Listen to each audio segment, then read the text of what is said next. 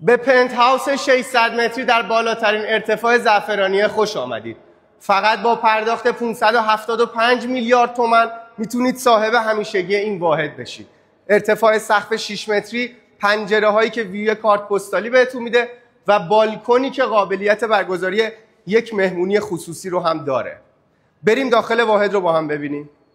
سنگ های اسلب فول سایز که در کف این واحد دیزاین شده، تمام متریال این واحد به صورت وارداتیه و سیستم هوشمندی که در سرتاسر واحد تمام امکانات اینجا از هر جای دنیا قابل کنترل هستش.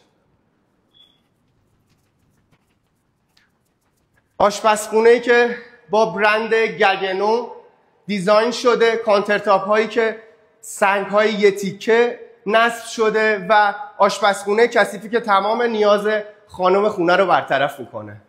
هر کدوم از فضاهای این واحد دید و ویو منحصر به فردی داره. حتی آشپزخونه کثیف اینجا هم پنجره خاصی داره.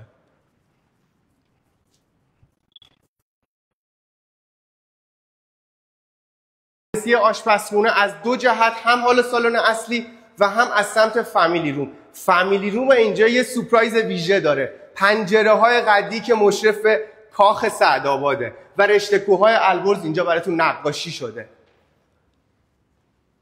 فضای ورودی واحد که هم دسترسی به فامیلی روم و هم حال سالن اصلی هستش. بریم اتاق خواب‌های اینجا رو ببینیم.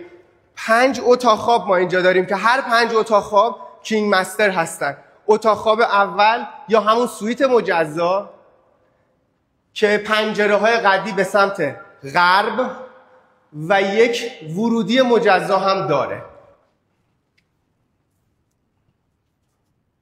اتاق خواب دوم که با پارکت چوبی دیزاین شده. ما در اتاق خواب سوم اینجا یک سورپرایز ویژه داریم. واکین کلوزتی که میتونه یک بوتیک شخصی برای شما اینجا طراحی کنه.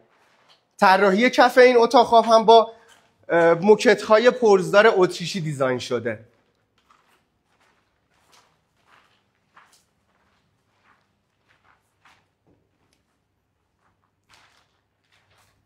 طراحی دیوارهای اتاق خواب‌ها همه به صورت هندمید هستن.